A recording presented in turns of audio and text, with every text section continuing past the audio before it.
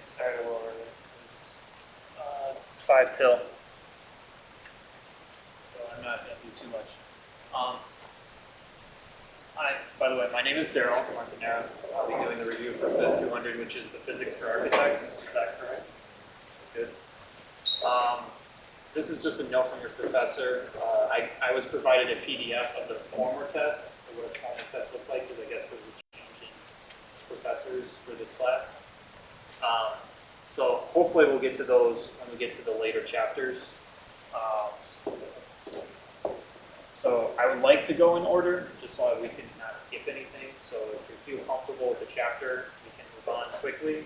If not, or if one of you need it, I will go over some of the basics.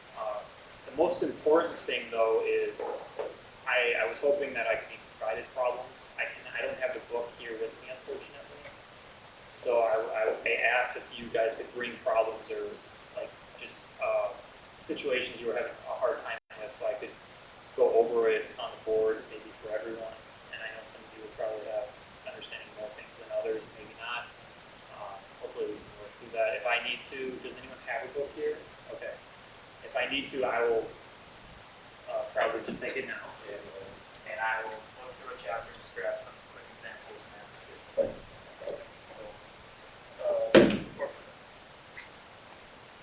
So it's not too scheduled, unfortunately, in terms of me having examples for you. So let's just start off with chapter 1. Were there any problems? Do you remember any problems? Or even concepts? Yes. Converting, like square meters to square centimeters. Okay. So unit conversion, I heard was a big.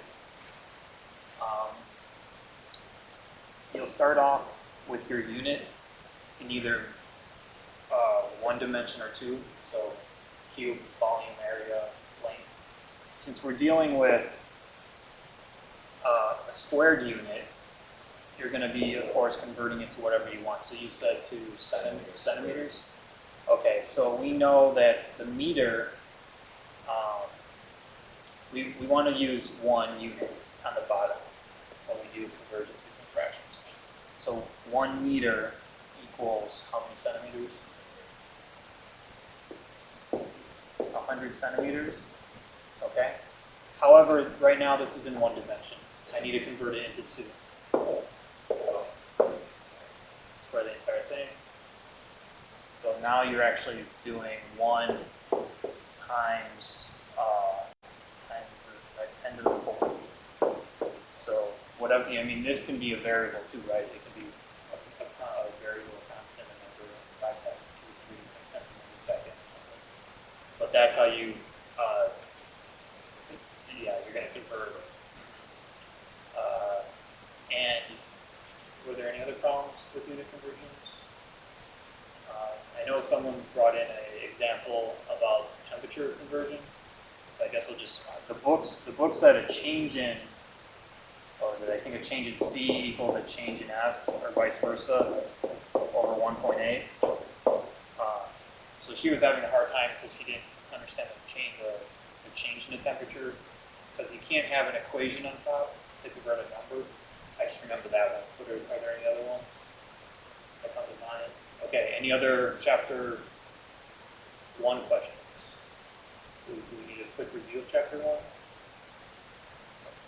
Okay, let's just quickly, does anything on here, but I'm just last chance, anything on there need to be reviewed? Triggers, so Boss elimination. Basically, when I read chapter 1, when you have 2 equations, there's 2 ways to solve for your. Yeah, well, there's 2 ways to solve for your equations. So if you have 2 variables and 2 equations, you can use substitution, solve for 1, plug it in, or use Gauss's elimination and basically subtract 1 equation, add 1 equation to another equation and get only 1 variable. That's fine. It's only up there because I just took a review of the book. So. Okay, nothing else. Chapter 6, which was energy, work, energy, power, momentum. Any examples that you've gone over with that?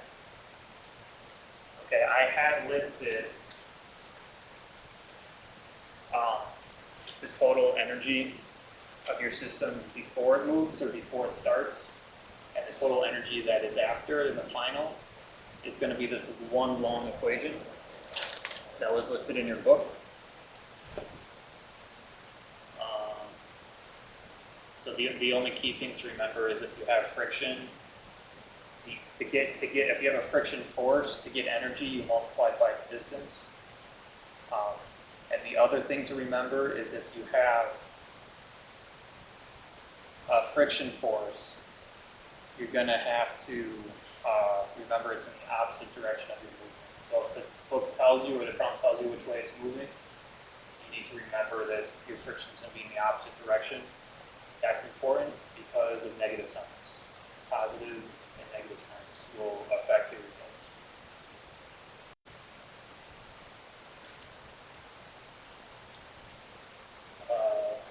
With everything else on here, power is the work or energy. Work, when you see W, it's energy, so it has joules, divided by your time, which is in seconds. So you're going to have a joule, J per second for your power.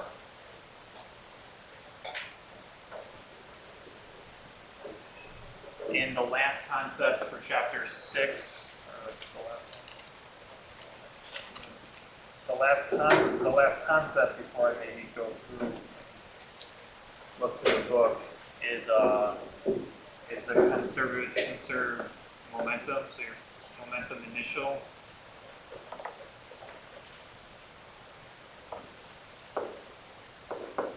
equals your momentum final. And momentum, P, I don't know what your book uses, but P equals the mass times the velocity it's moving at. Did anyone have any situations they were having trouble with? Did everyone get this? Okay. Okay. Moving on. So chapter 7 was, let's see.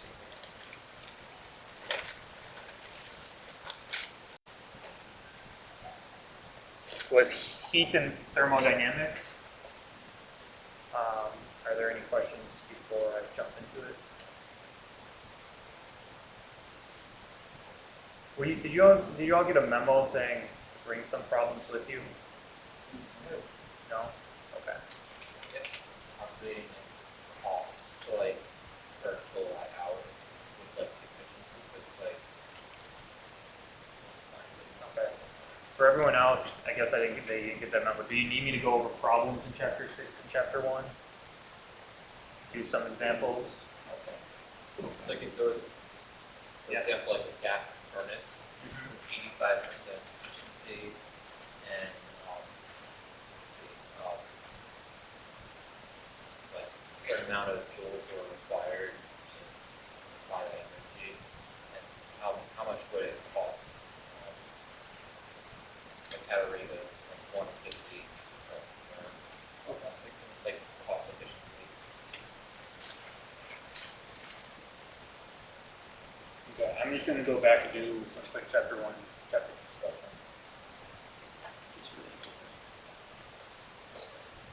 So in chapter 1,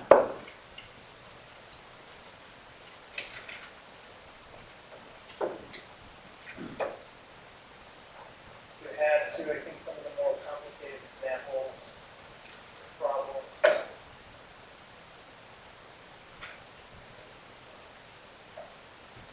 Dealt with finding using your trig. So for example, if you had your unit circle, and you had a distance, say A and B, and you had an angle, they wanted you to calculate the angle. So how would you calculate this angle if you knew A and B?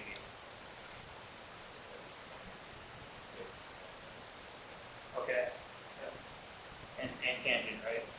So I listed up in this corner your trig functions. The thing, it's called the inverse, so sine inverse of a quantity. Usually this will not be in degrees because what you're going to get is degrees, you're going to get some number, some constant. So don't think of degree Celsius. Sorry, it's a constant O to some degrees. And this is going to be some quantity that you put in, usually like length over length, because you're dealing with how far something is. So you're going to get some angle. There was that problem, so you just do your trig function.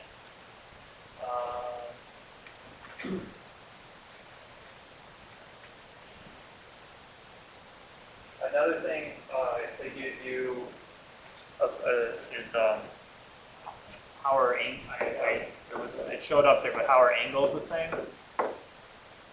When no matter how they cross, if two lines cross in your diagram, the opposite angles are equal, and then these will be equal.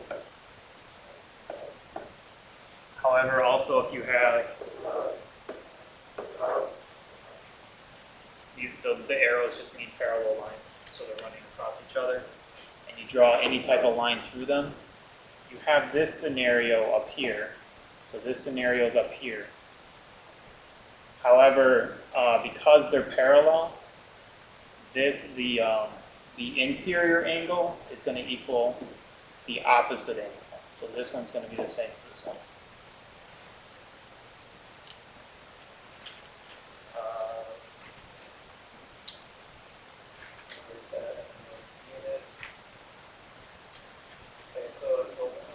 Another one that I see that just is the problem looked like a pyramid.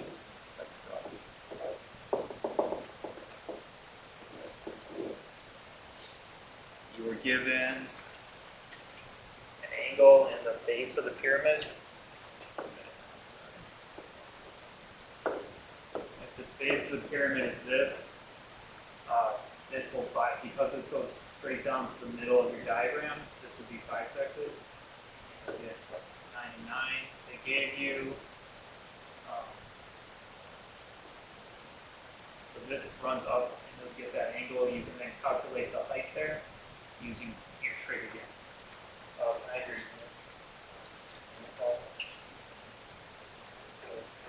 So we'll fit here for, you said you want to convert. So something is running at 80-something% efficiency. I don't have the exact problem, but I have the answer.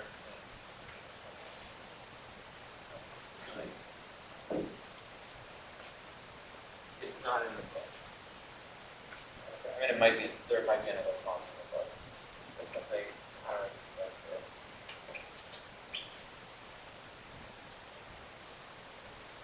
So There's a problem I can do on the method. There was a PDF that is available to you that in the last half hour I'm going to go through it. So that even though it has most of the explanations on there, I'm going to go through them so that you can further understand those explanations. So it's not the test that you all see. I gave us a practice test. It has all the answers, but it's difficult to develop how to figure out how to got those answers. Right, so I'm just going to go through it and make sure, especially as I saw those two balls on there. Yeah. Alright, so units that will be covered. We were on chapter 6.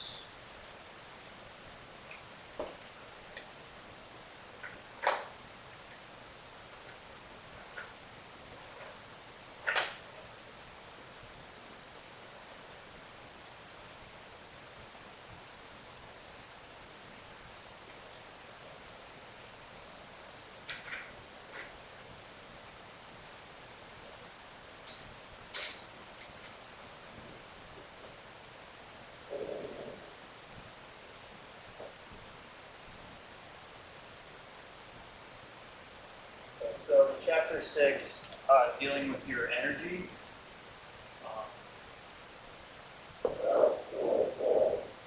You could be given a block that is going to move down. However, it has a friction force. Let's just say that's 4 newtons.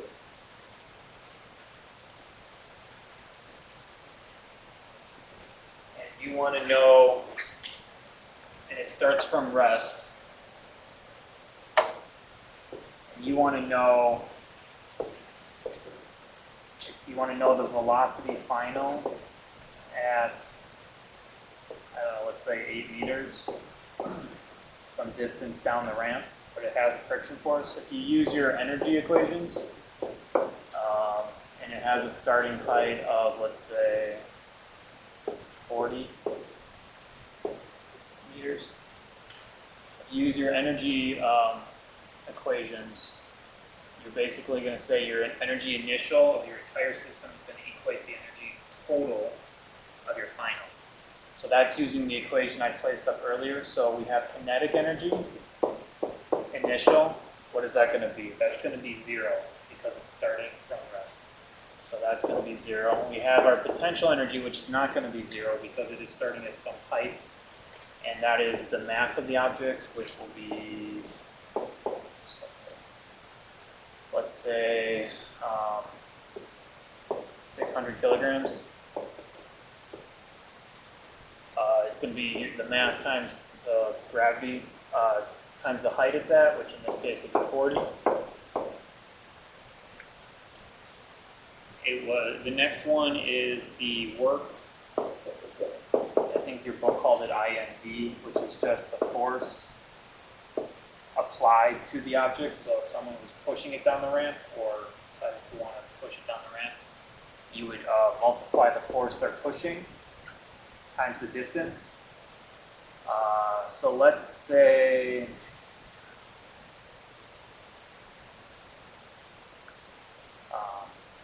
I'm just going to say it's 0 because it's going to fall because it's on a ramp anyway.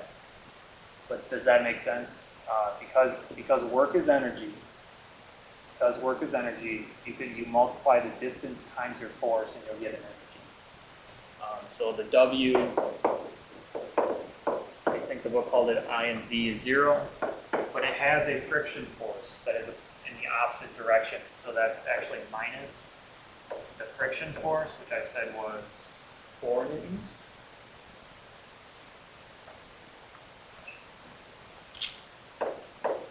Times the distance it's going to travel, which is 8.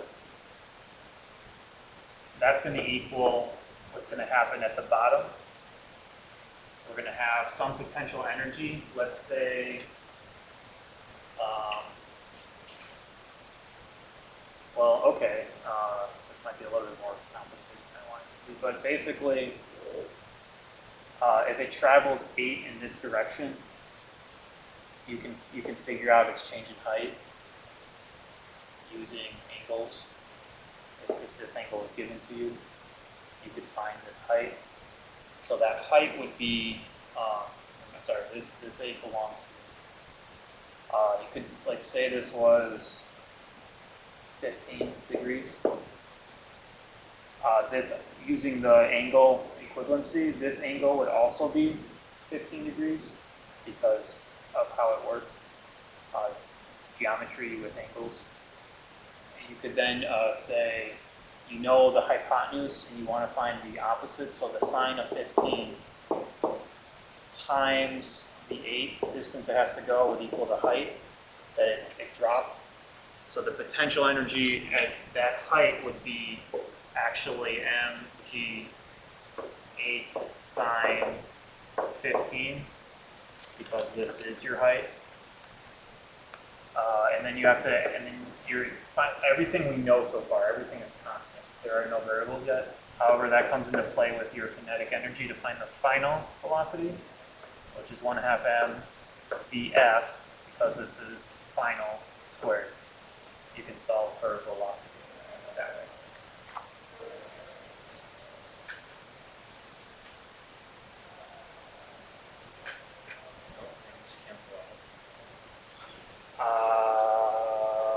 No, don't forget this term.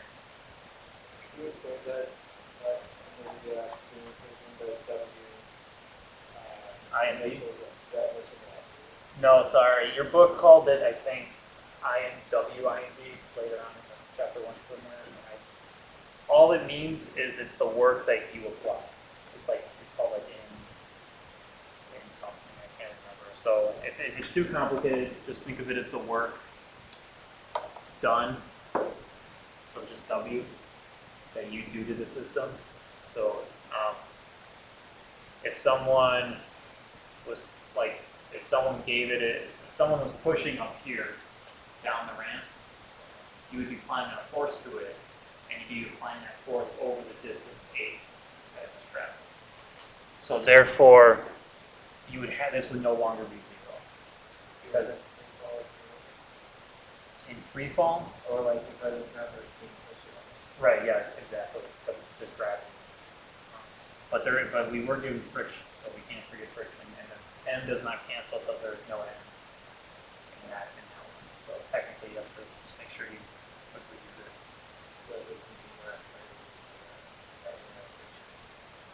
Yeah, I mean, here's your equal sign. And so this is all initial. This is all that's happening initially. And then this is what happens at the end of the, or what the energy will be at the end. Which comes from here. That's from your book. So that's where I grabbed that from. The professor in class, she calls it the inverse of it. She calls it W fast minus W slow. That's what she is. Okay. In our notes, I'm sure like in that probably. Okay.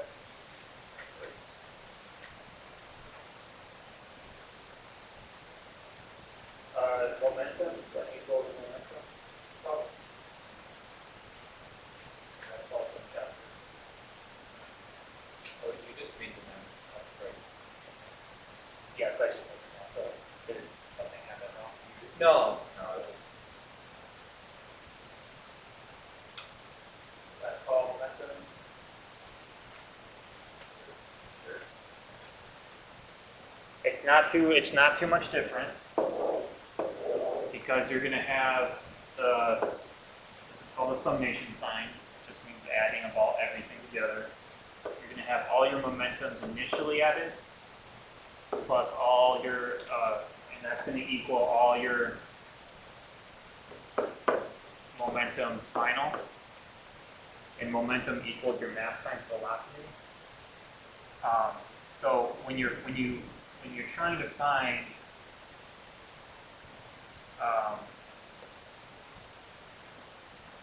find velocity of something, and maybe the professor says use momentum, you can solve for v initial or v final of object one or two. Object 1, 2, 3, 4, however many objects are in your system. And maybe they want you to find the power of something. Well, if there was a force on it that they gave you, the power could equal the force times the velocity you found of that object. And it's not, I mean, I'll go over it if I have to again. Chapter 7.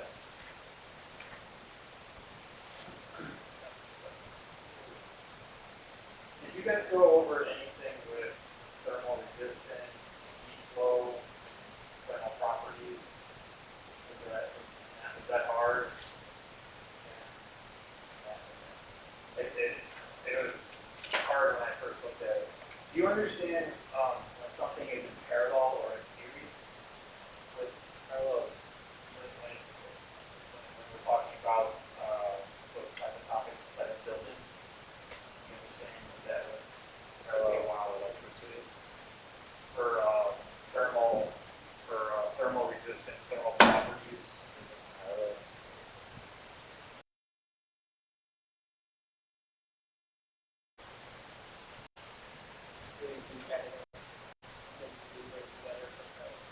Yeah, it's in your book. Yeah, but that's not. There's. Do you know what I'm talking about? There's like some building code or something like that called. Oh, is it the R? It's the temperature variance across the building wall. And you have Probably an equation. Can I go over it conceptually? There's a beautiful example in the book on page 214, 215, and it really does explain everything for you. So it took me, I had to reread it again, but I think 214 and 215 will provide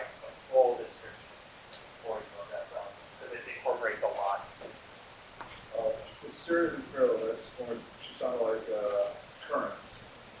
Okay, so, but did she ever give you problems dealing with building structure? No, it was never about really heat. Like the only time that she ever gave us series and parallels when I had to do with Okay. power sources and loads. Okay, so on page 214 through 15, there's an example that's really well done. If you want to look over that as arguments. So I'm trying to think of, there was also, when we're dealing with heat transfer, did you ever have to figure out the, I mean, it's a simple equation, but did you need explanation on the change of length of an object or the change of area on the object or the change of volume on an object if the temperature changed? Was that ever part of, was that any problems conceptually, mechanically? There's a mathematical problem with this copper bar or copper pipe that was basically what's the difference between it being like -20 degrees and going up to like 15 degrees like that. Okay. So the question was always like, how much did the copper pipe expand? And that can be done in ratios too. Linear, Yeah. Do I need to go over that quickly? Okay. Okay, so in one dimension, which is dealing with length, it looks like your change in length equals, this should be given to you, hopefully, your alpha, or this is alpha, which is something else, I don't remember what the long name is, or beta, and that is your length initial times your change in temperature. That's pretty simple. The only thing that you maybe get a question asked about is a ratio. By what percentage did it change? And if we're talking about percentages, I need to know the change in length over its initial length times 100. Because this will give you a decimal or above 100. And so it's either going to increase by 100 and something percent, which means it increased dramatically, or it's going to be a decimal 0.8, which means it was an 80% reduction, or the final length was 80%. Final length is 80%, which means it actually had a reduction of 20%. Okay, so if I got 0.8 here as my ratio, which is 80%, that means the final length of the object was actually 80% of the initial object. But if she asks what's the ratio of your reduction, you actually have to do 100 minus the 80% and say I got a 20% reduction. Okay, so that's a small tangent there for that. Can I erase this?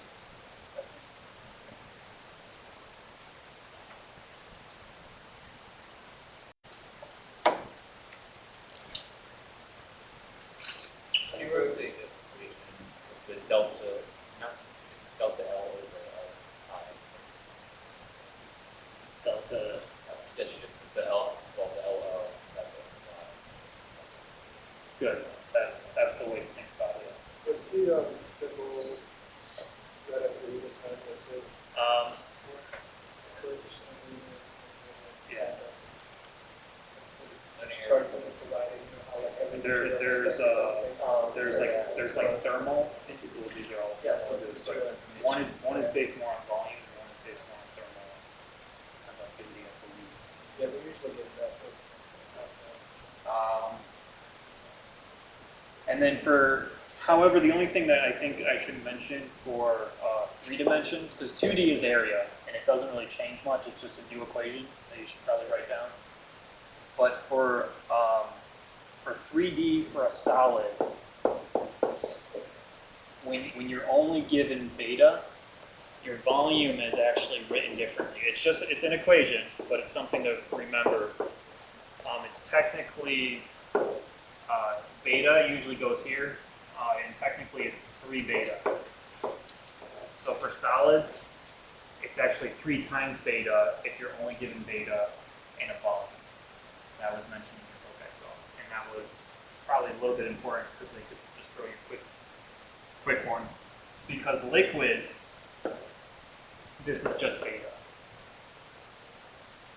times your T minus T. Okay, so for solid, for 3D solids, for beta only, it's 3 beta, but for liquid it's just beta. What happens to the density of ice compared to water?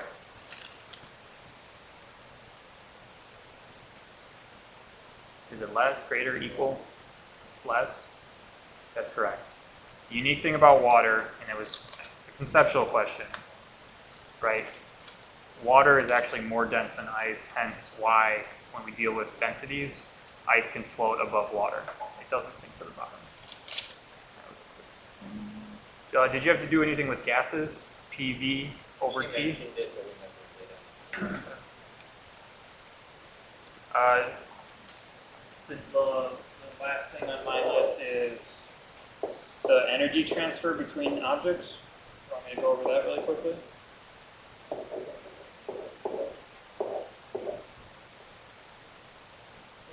This is like convection, induction, all of that, right? I believe so, yes. Yeah, this is about that. Okay.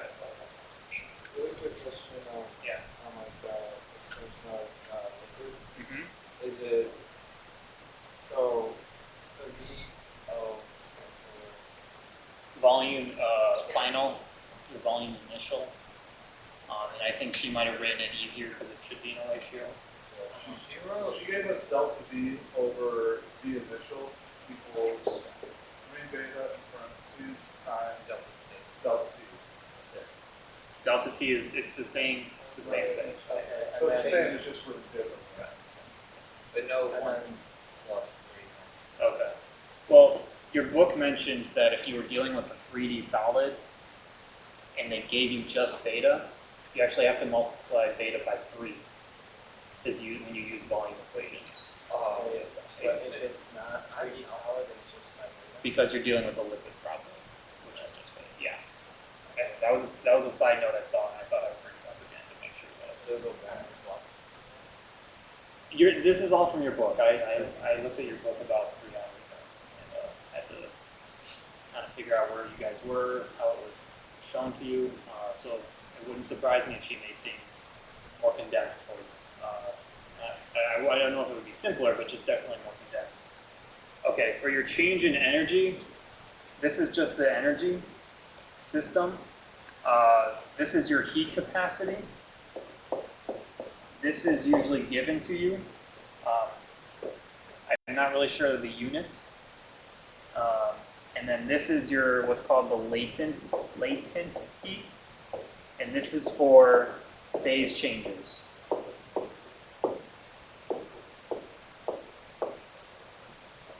That's for phase changes. So, for example, I'll go through it. But one of your problems said that it started out as ice, moved up into phase transition of water, went from water to boiling gas, and you had to figure out one of your variables that you didn't know. You would do that by saying that the total energy equals the total energy. Or you're saying that the total energy given up by one system is given to the other system. So with water and ice were interacting, if ice was interacting with a conductor, like a wall, there is going to be some energy transfer if the temperatures are different and stuff like that. But for the water-based one, usually you do this with phase transitions. Water is a great example. So the first part, if it's an ice, is you have to do the heat capacity of ice times the mass times the change in temperature. But this temperature only goes up to 0 degrees. Your T final is 0 degrees because it's going up to its phase transition. It's going up to its phase transition. You can't go past the phase transition because it has to stop at that temperature and apply more energy. That more energy comes from the latent heat times the mass, not change in temperature.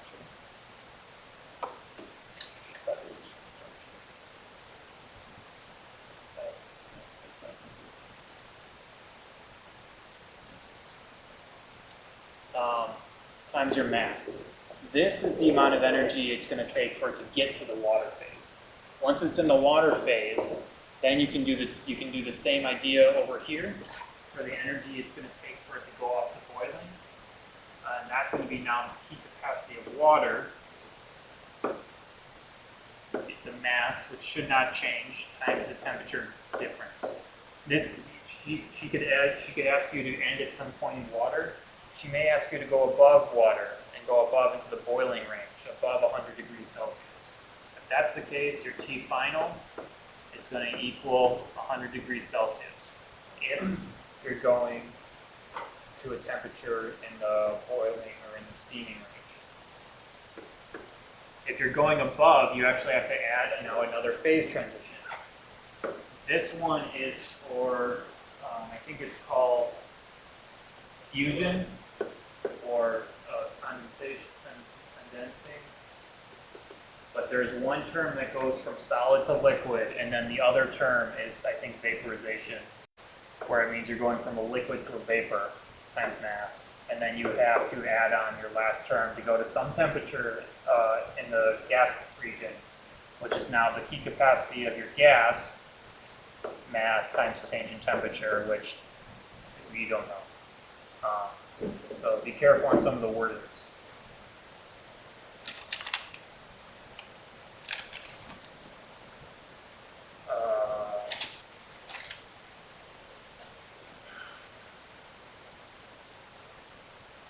Were there any problems that dealt at the very end of Chapter 7 with solar power and solar energy transfer?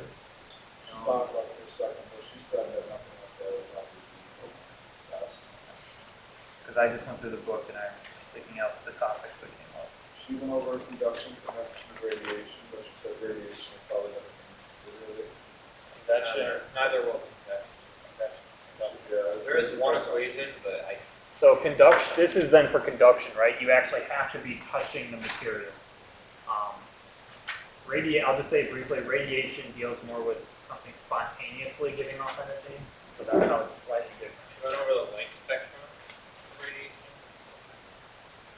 Okay. That leaves us with, it looks like, Chapter 8 now, which Chapter 8 dealt with electricity, Coulomb's law, resistance, electrical currents, and electric circuits, basic stuff like that. Any questions about anything so far? Actually, Okay, I'll try to find a really fairly sophisticated one, so we can maybe go through the fall as well.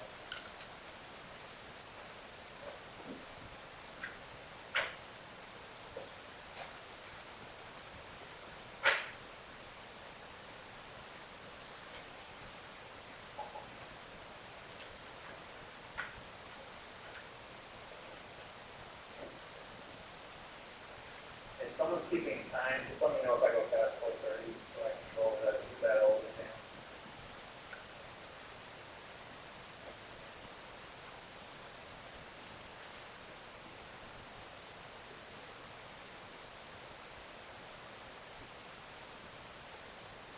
Okay, there are some, I won't do an example right now. I will, but there are some things to remember when dealing with a series and in parallel.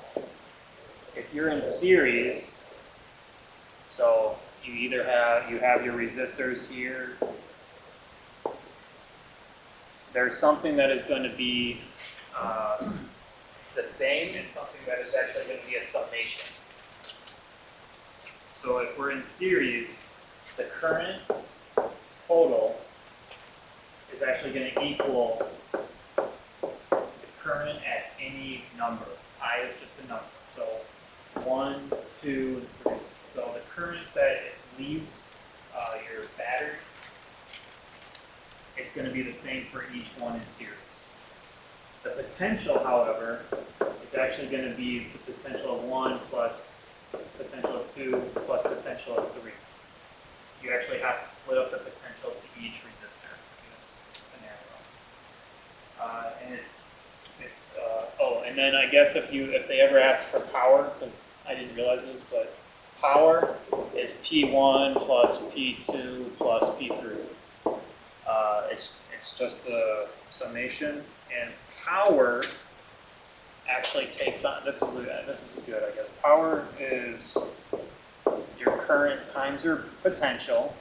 I'm going to put an I here because you can do it for each resistor. You can find the power of a resistor, or what would be the power, because you can multiply by the current and the potential at the location. However, that also equals your current squared times your resistance. So maybe I have these two now, and that's easier to calculate. Or it can equal my potential squared over my resistance. So maybe I don't have a current, or it's easier to find those two, and that's the power at any given point in your and these always hold true. Sorry, this is not just for series. These power equations will always hold true for parallel or for in series.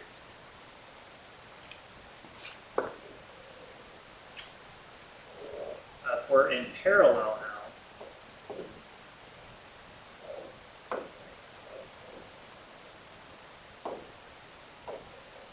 what's the same for both of these now is not current, but the potential. So the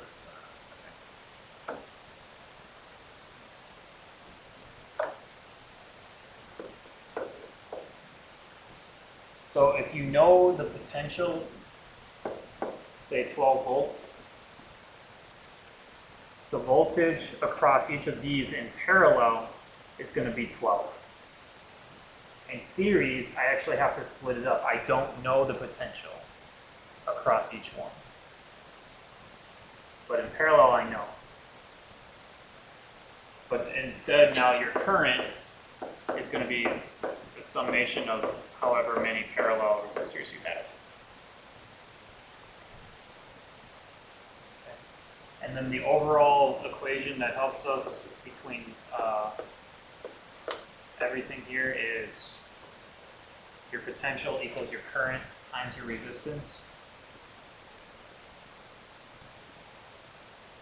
So for example, if I was given this setup and I conceptually knew that the potential is the same for each resistor, I know my potential and I know the resistance of my resistor, I can then calculate the current that goes through each resistor. And if you want to check your results, you have to make sure that these two currents add up to, maybe you won't have to go that far, but that's how you would do something like that. And then, for example, in this situation, if you were given the current, because you know the current is we're in series, the current is going to equal at each resistor. So I can then use this to find the potential at each resistor. You say potential,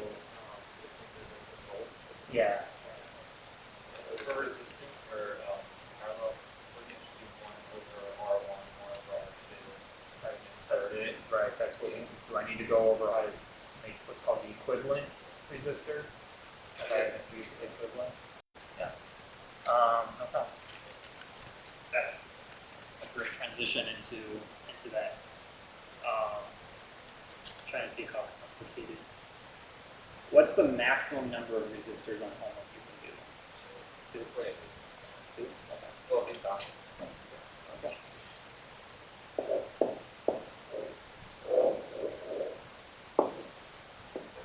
So how do I add those resistors? So if I said I don't know what you did, but R new, the new resistance. Right.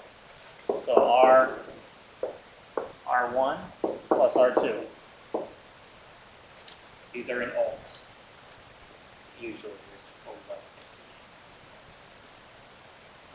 that's how you do it. Okay, now for a parallel,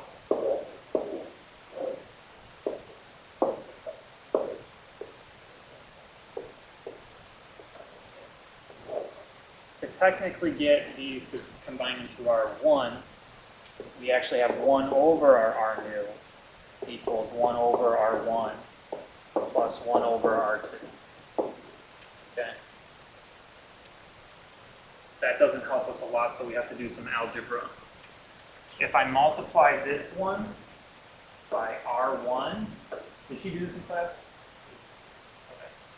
If I multiply this one by R1 over R1, which I can do because it's just 1, so I can multiply things by 1, and I multiply this one by R2 over R2, something special happens. My denominators become the same. When something's the same in the denominator, you can add stuff together. Okay? So now I have 1 over R new equals R2 plus R1 over our denominator, R2, R1. Therefore, I can invert this, and I get my Rn equals R2, R1 over R1 plus R2. I'm not sure if maybe the book just gave you maybe this simplified one, but that's the math behind doing it parallel. That makes sense? What is it going to be? 3 of them? R2, R1, You need to go through this math. So I can do a quick thing. I mean, is it going to be similar in the formula of the... It is, but it's going to be a little bit different, I think. Can you just do R1?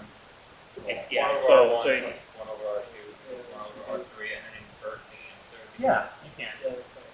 Yeah, you can. I should ask this one. I should have it to overall thing we should talk about. Okay. I know you guys are going to information, but I think if you add a third one, it would be R3. It would be something like this.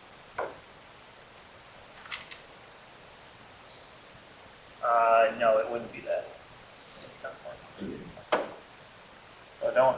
If you want me to. No, it's fine. I mean, I could just add them up like some rows. Yeah, you'd have to. Yeah, do the inverse if it's faster. But this is what maybe some people will use if they ever list it for you. It's equivalent. It's mathematically equivalent.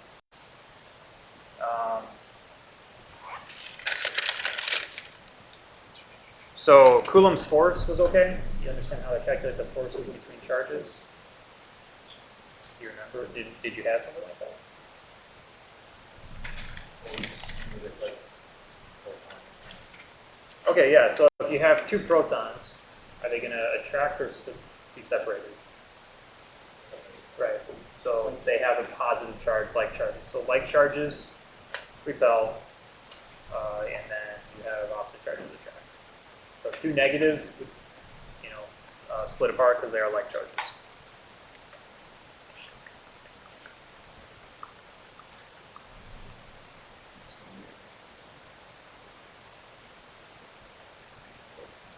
Is there anything else you can think of? Because there were quite a few good problems on that test that actually do cover a multitude of concepts and stuff. That's why I'm kind of excited to get that, because that will, I think, explain quite a few things. Okay. I will bring it up for you. Has anyone seen this yet? Or is it the first time for some of you? First time? Okay. Just getting an idea. So the first question says 100 degrees Celsius is the same as 212 degrees Fahrenheit. Well, what do? It's called unit conversion, right? You would convert. Can you see that? Okay. See, it's pretty. See. I don't have a one. Anyway. You do unit conversion, there is an equation in your book. It says, I think, C equals 32 plus F over 1.8. If I remember. Great. So there is a conversion. You spend a minute, hopefully less, converting. double check, or you know, right? So but she can switch these up, right? She cannot make them easy. I mean, because this is the boiling point and this is the boiling point. So if she wanted to, she could change that up. So that's true. The power in a battery is equal to the battery voltage multiplied by the output current. This one is actually just a simple equation. Yeah, so, I mean, you should have it on your cheat sheet. So it says the power from a battery. Okay, so now we're looking at power. You look through all your power equations and make sure you can find them. Is the voltage multiplied by the output current. So that is going to be just simply V times I multiplication. So that's true. Radiant heat energy is emitted. So this guy he did a lot of conceptual ones too, which is part of the exam. So that's why I wasn't sure what the professor was doing. But according to this, it's true because radiant heat energy is emitted by everything on Earth. Some things emit energy very low, so you can't really detect it. And then you have nuclear, something that's nuclear or something that's radioactive. You can actually measure the amount of energy it's giving off because it's giving off so much energy.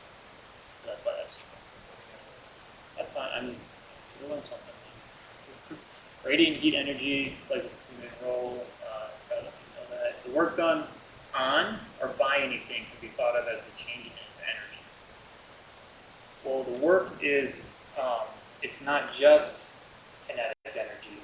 The work is change in kinetic energy. Okay, but let's take it one step further. The work is actually your change in velocity. So I don't have any work if I don't have any change in velocity. If my velocity for kinetic energy or even potential change in height, if I'm not doing anything, technically my energy is zero. So according to that equation, as the change in its energy, I need some kind of change in my energy. You know, I need that delta symbol. I need a delta symbol saying that final minus initial to get some kind of work done on something.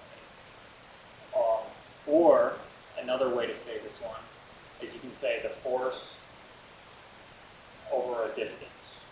Remember, that is another way to do, your force times the distance you traveled.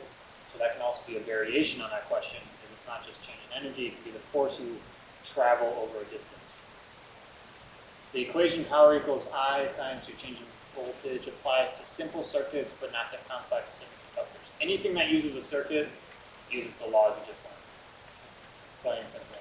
Anything that uses circuitry is going to use the basic laws that you learned.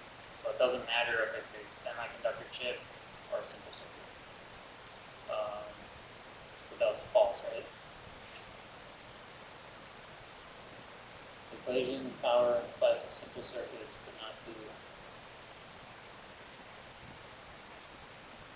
Right, so false because they apply. Heat energy moves from place to place either by conduction, convection, or radiation. Those are the three ways heat travels. I think it says it right in the title. Pretty straightforward, if you remember. The U factor and R factor. So did you guys do problems with the U and R factor? Oh, the sigma. Okay. Maybe I'll go over that at the end because I didn't go over it. But if you did go over it, I can talk about it.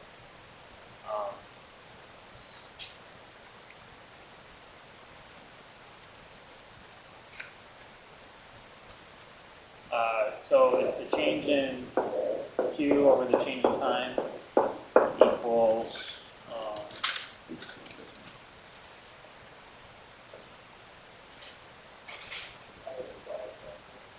that's the R factor.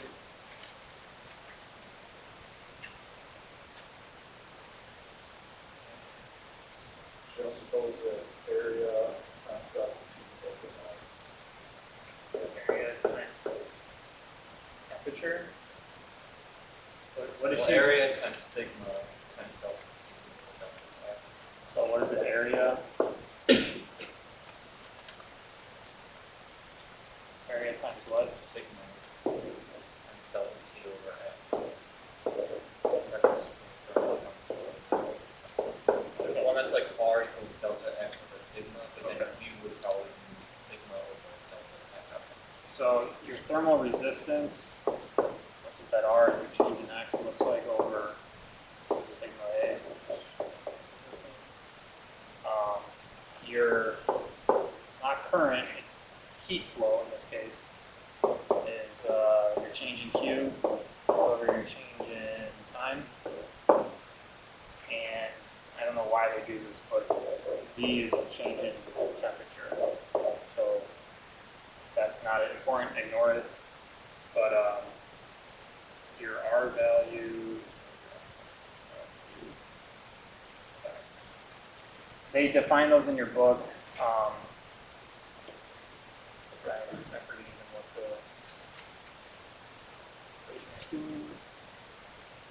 but the U and R are actually inversely defined. So it's kind of confusing, but when you're talking about certain situations where those are used, you're actually going to use that word over the other one because of just how the mathematics work out. So one could be a decimal and one could be actually a large number. You would use, if you were to use that, you would use that in that scenario. But they are inversely proportional. And metal sheet contains a small hole. As the metal heats up, the hole gets smaller. That is false. I think that could be done by your change in area equation. You could actually, if you wanted to look at that, you could use the change in area equation and see what the area initial is and what the area final is. Don't take too much. Maybe come back to that one later, something like that later. If it requires more time. Yeah.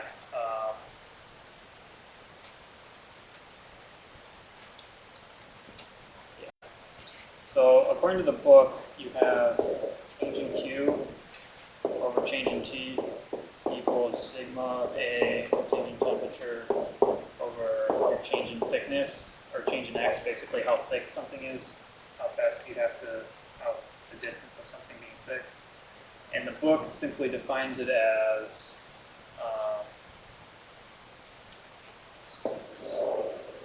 this being your R factor. And it's just a value that comes out of mathematics. It's just something they use.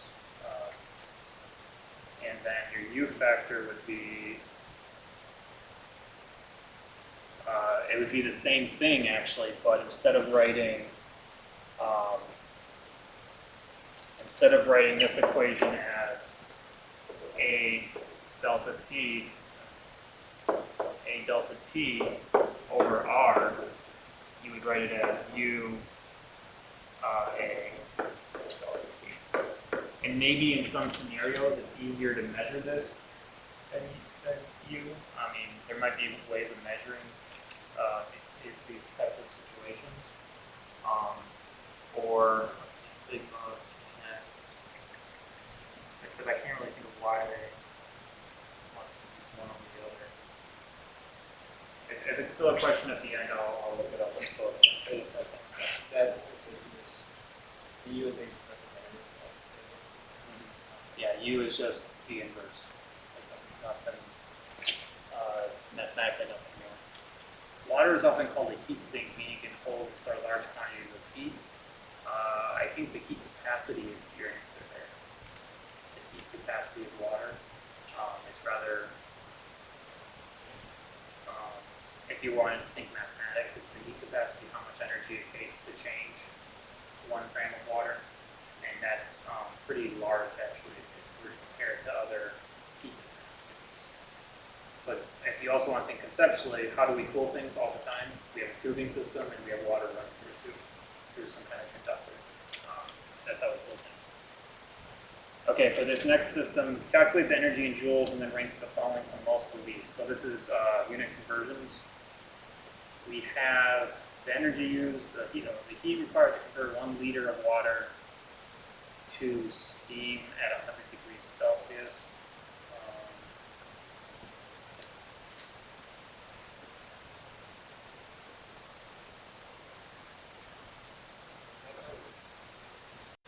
Okay, that's kind of it. Okay. But I think that's going to be your changing Q equation. Heat capacity times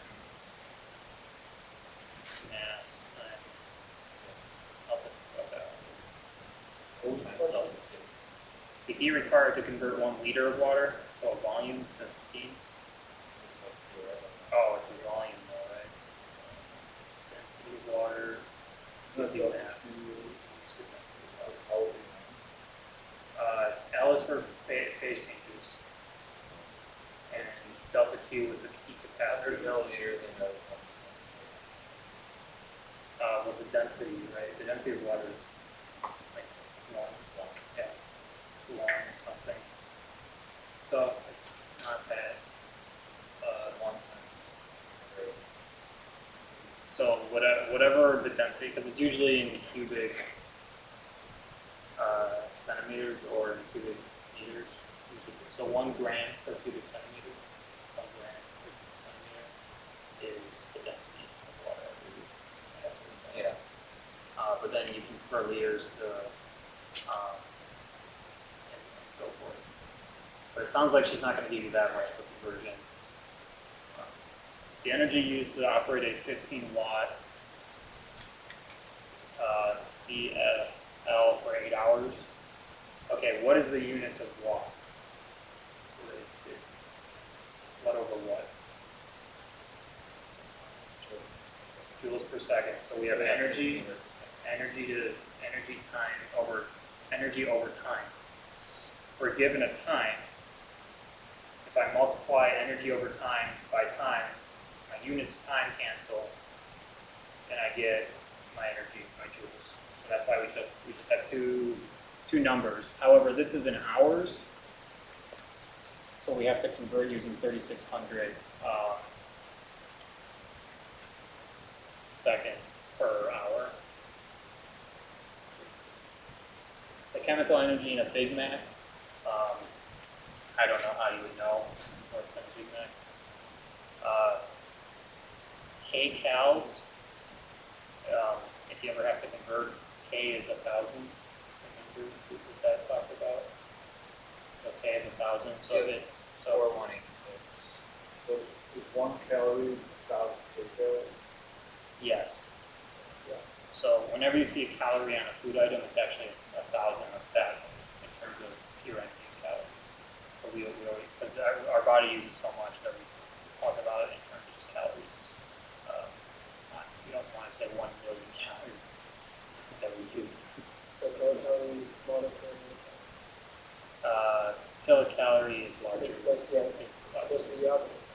I mean, 1,000 kilocalories people. I mean, 1,000 one. calories. Well, if I said on my drink diet, or like my drink diet this morning was like 300 calories, that's technically 300,000 calories. So instead of listing 300,000 calories, I'm saying 300.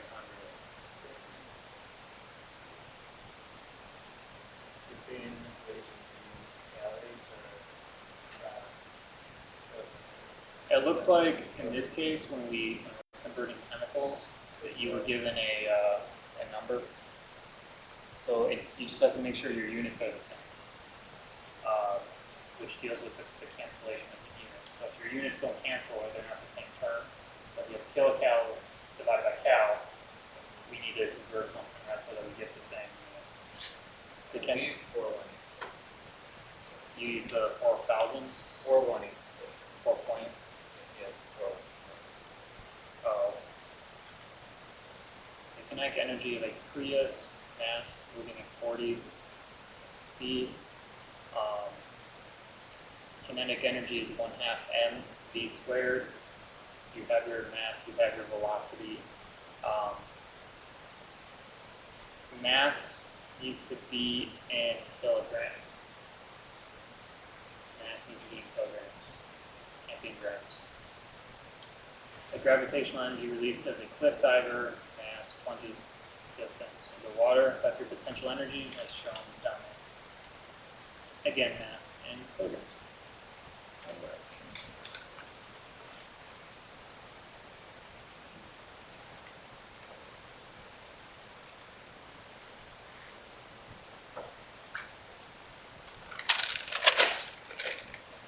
Actually, I need all your A numbers.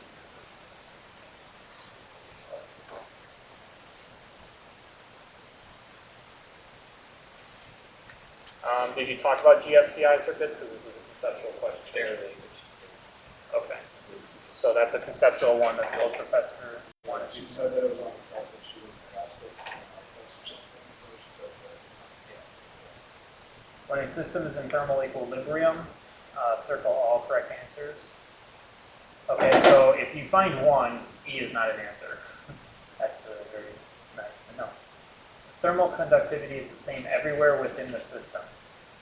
Thermal conductivity is a material-based process. So if I have water and ice, the thermal conductivity of water is going to be different from ice. So if I can be in thermal equilibrium with water and ice, but the actual objects, 2, 3, or more, they can actually have different thermal conductivities, which if you looked at a chart, you could see. They list one for water, they list one for ice. They have different ones. All objects in the system have the same amount of internal heat energy. That is false because of the heat capacity. That C value. When you're calculating change in energies and you want to find out how much energy it has, or when it transitions temperature, each object is going to technically have a different heat capacity. So the amount of internal energy or the internal heat energy it has will not be the same. Heat flow is in equilibrium within the system. That is true because for it to be in equilibrium, the amount of flux or the amount of heat going from ice to water or vice versa has to be the same. If there's an invariance or if there is a small change, the temperature is going to have to increase or decrease to adjust for it. So the amount of energy flow has to be the same. Or heat flow has to be the same, which heat is an energy. Heat is energy. Work, heat are energies, even though they're given different names. The temperature is the same everywhere within the system. That's a guarantee, right? You know something is at equilibrium when the temperature is the same. Water has a particular behavior near 4 degrees Celsius. Okay, so this was something that was in the reading. I don't know, it's more a conceptual question. The book talks something about 4 degrees Celsius and then going down to 0 degrees Celsius. So I guess my suggestion is, because I don't know, just be wary of the conceptual stuff. Make sure you get some kind of grasp on what your homework either asks you or what you talked about in class. Maybe, I don't know what it said, but there are quite a few conceptual things that are available to a professor. As water freezes in your freezer, so all that happened, freezer temperature. The temperature of water drops to 10 after while it turns to ice. That is false because when we do L times M, technically our temperature is the same. So when we reach 0 degrees Celsius, we have to continually apply energy before the temperature will drop again. So everything is already going to be ice before the temperature starts to drop. Whenever something's going through a phase change, you can't have the temperature drop at the same time. It's physically impossible. When it goes through a change of phases. Heat moves from the water into the freezer. That's very basic. You have to take heat away for it to cool down. The water cools to the freezing point rather quickly, but then takes much longer to freeze solid. The water cools to the freezing point rather quickly, but then takes much longer to freeze solid. Yes. Thank you. I think, did I use that example for A maybe? Yeah, something like, I don't know, for B, phase changes.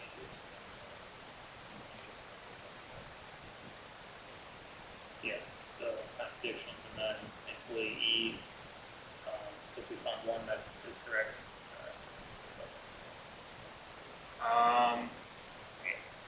In terms of conceptual, for this number 7,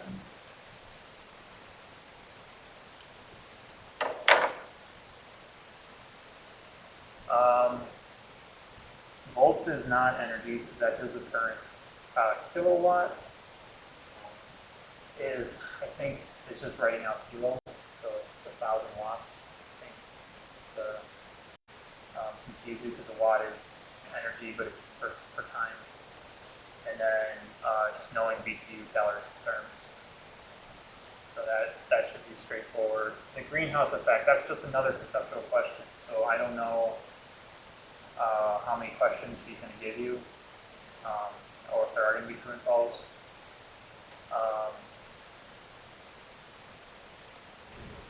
If it was C, a volume is thermally isolated from the environment, you wouldn't be able to grow anything.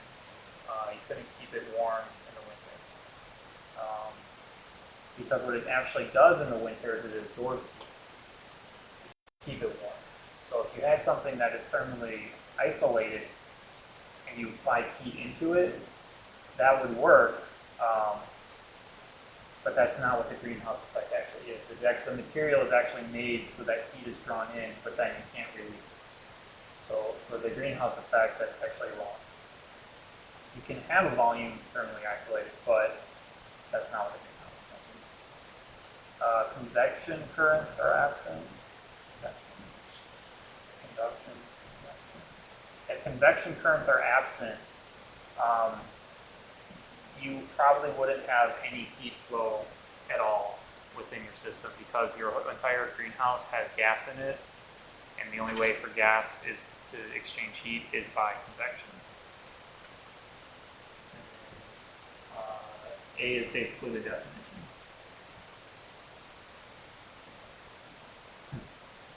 So if you we're talking about conductors and non-conductors, or more like insulators, wood doesn't conduct electricity very well.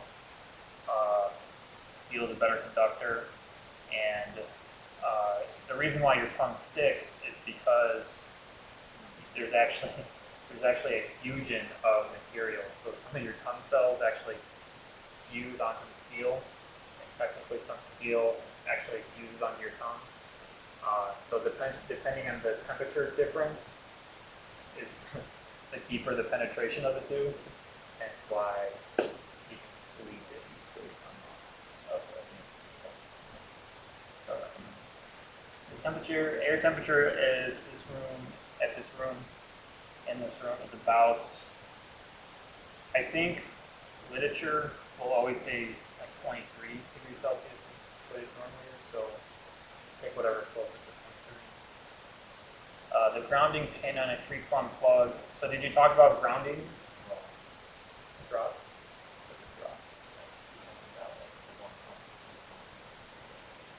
Okay. So that'd be a good conceptual question. Read up on your 3-prong system or an outlet. GF, whatever the GFCI, that's different than a grounding unit. So I'm just going to point that out. They are both different things. They do different things within a circuit.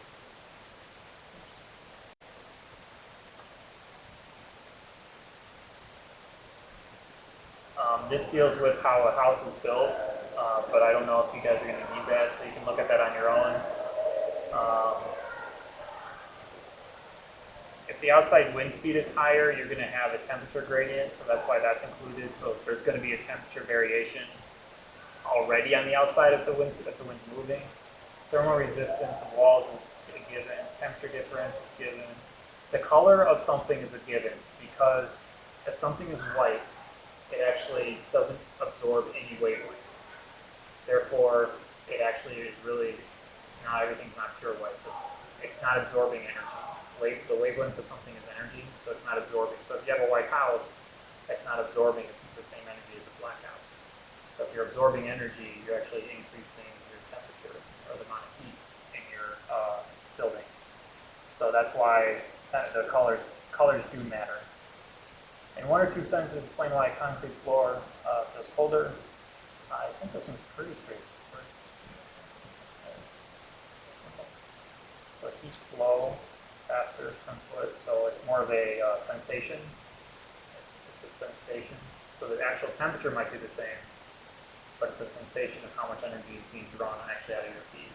So higher thermal conductivity or Yeah, I mean, because if I'm It's standing, harder to if I'm- heat up, right? well, if I'm standing on carpet, there's a certain amount of energy per time leaving my heat.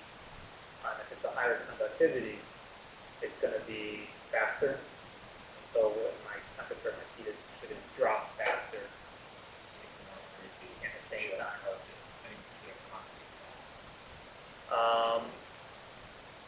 More energy to heat up the concrete. It's kind of like the water. It's no, it's actually it's more of how heat flows, how heat travels through an object. Um, so if I were to put heat into water, the thermal conductivity is actually telling me over a certain distance, or in a sense, or a certain travel of from point A to point B, how the heat is going to dissipate through water. For some systems, it's like carpet. You can have a lot of heat on top, but when you look when you look maybe an inch lower, there's a huge temperature change because the heat is not traveling to the bottom of your carpet. With a conductor or with a concrete, the temperature you apply here will very quickly become the temperature down here, very quickly, because it has a high or thermal conductivity. Explain briefly why heat pumps are common in mild climates. Did you mention? Did we talk about heat pumps? Okay. So here's some equations.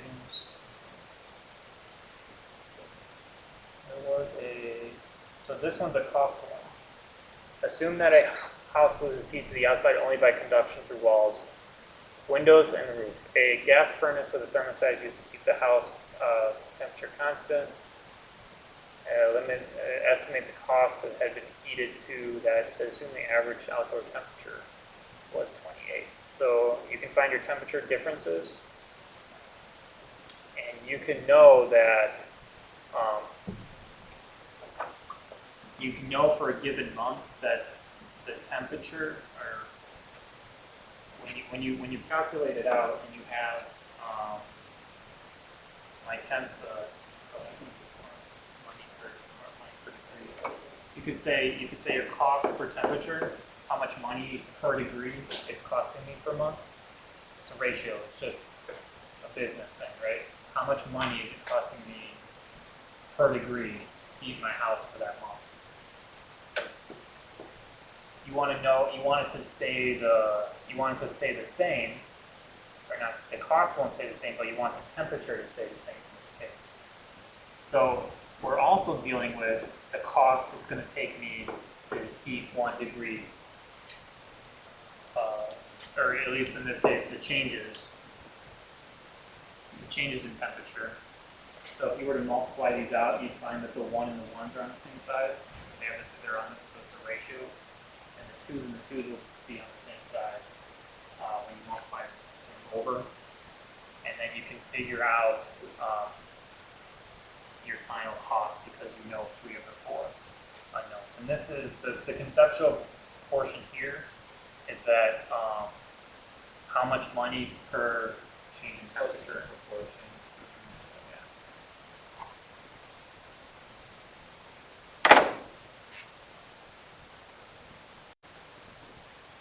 Okay, so this one is another good one. This is one you mentioned with cost and energy. Okay.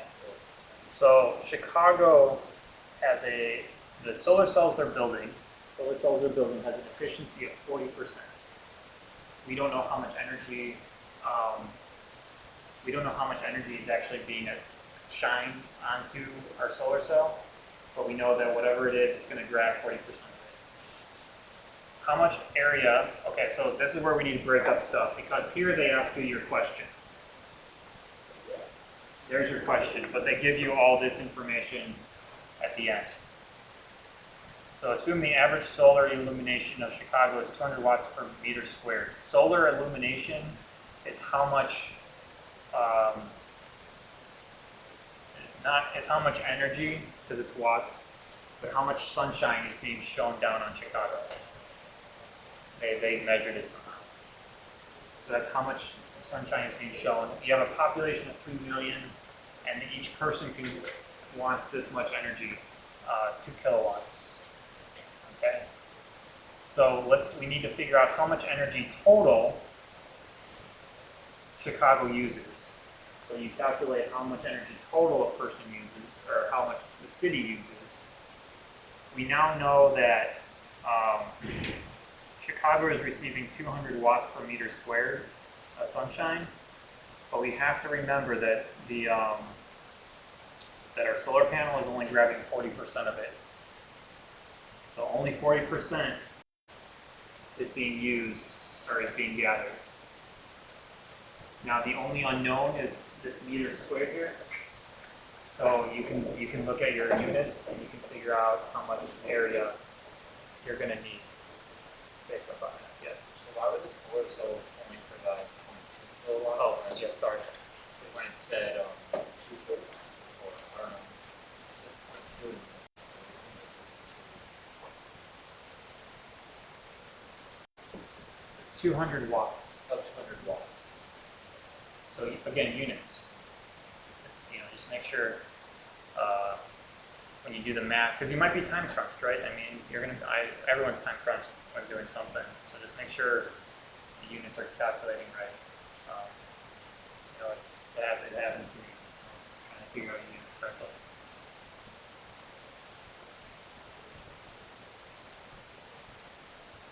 Okay, and then, so is that okay?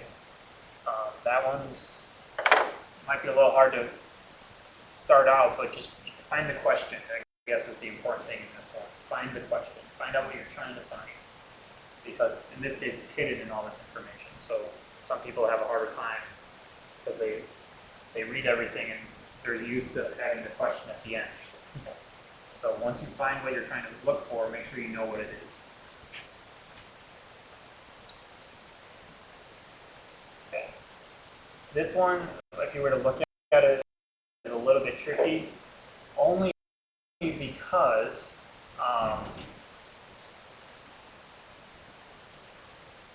we're in parallel. They give you the voltage of your batteries, so you know the total is 3 because each one's 1.5. They give you the power of your light bulb. They give you the power of your light bulb. So if they give you the power of your light bulb using your power equations, which we actually talked about, you could find voltage, current, resistance, whatever. You can find it.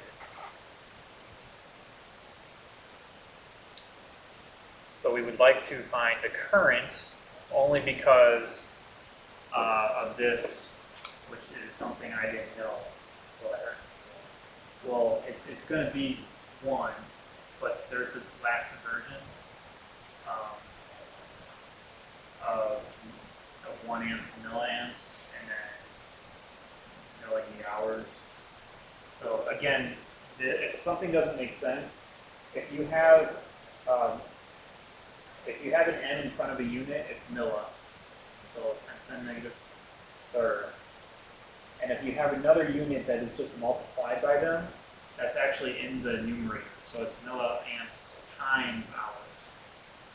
So if we found, in a sense, the amps,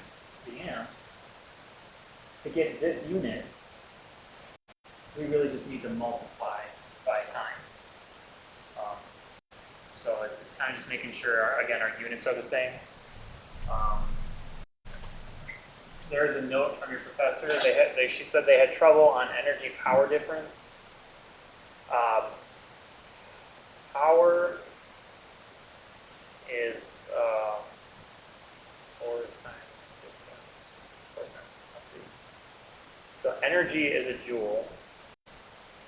Power is a joule per time. Okay, so power, you have to incorporate time, and energy is just joules. And then the calculating cost based on energy and power.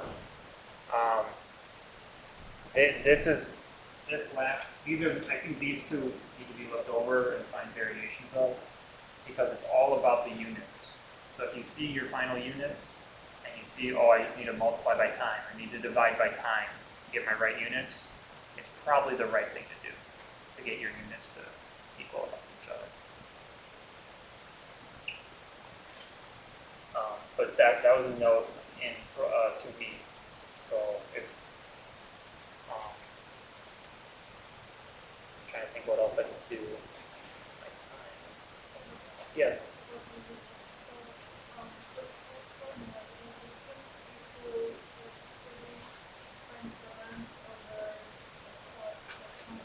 Okay.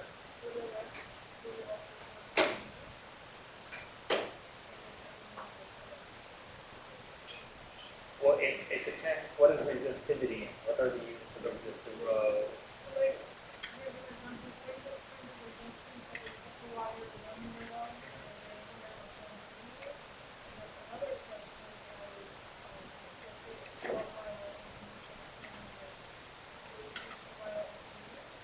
Yeah, it's called SI units. More often than not, you're going to be using meters. But the reason I asked what the units of the resistivity are is because we use the length unit is meters, the time unit is seconds. Temperature is usually Kelvin, but because we can use degrees Celsius, we use that. But we don't use Kelvin unless we're dealing with low temperatures. Time, length, energy is joule, right?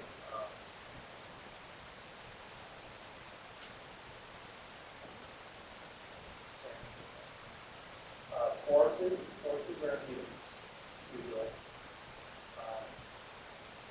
That's it. Something like that.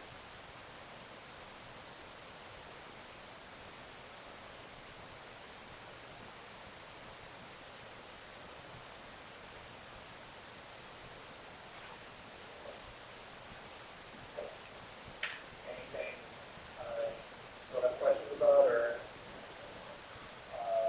you want me to go over like a basic unit, like very basic unit conversion? Because I have it. It's not even. It's just how you do it. So you might not even find it that it's important because we've been doing it. But so at this bottom here, I said if you're given units X, Y, Z, A, B, so they're very general. I didn't even pick units for you, but if you have units, you can start off with the blue circle of unit X. And now we have to say, okay, well, unit Y has unit X in it as Y per X units. So I need to multiply those two together to get rid of X. Well, now Y has Z over Y, so I need to cancel those out to get Z. And then I do the same thing until I end up with my last unit. So if I want to convert from X to B, very general way to show you how it's done. However, the next more important thing is you can do it reversely. So say X has Y units in it, X per Y units. I just said that Z had Y units in it. So now I can multiply it by Y over Z. Because I said over here there's Z units per Y units. So I can flip it and multiply. So what happens is if I want to get rid of something in the denominator, in the bottom, the denominator, if I have X over Y and I really want to get X over B, it's the same principle except everything's flipped. Inversely flipped. Y instead of Z over Y, it's Y over Z, so those cancel, right? Because they have to be opposite of each other. Opposite, opposite, opposite, so you get your final units you want.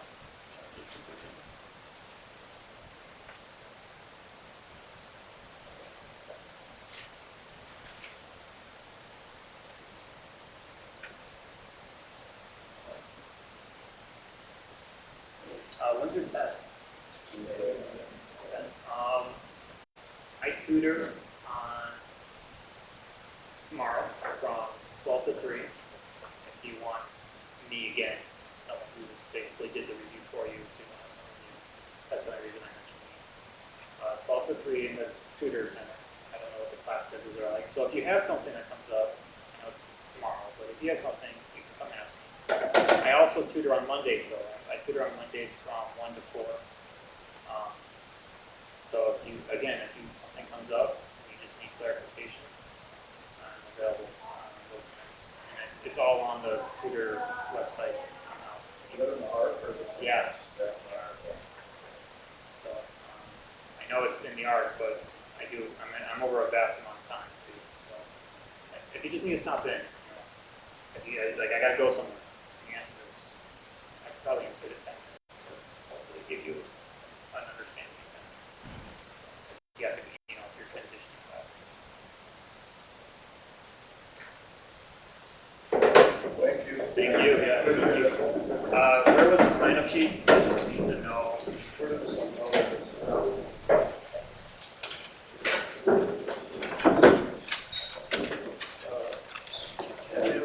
This file, the exam. Yeah.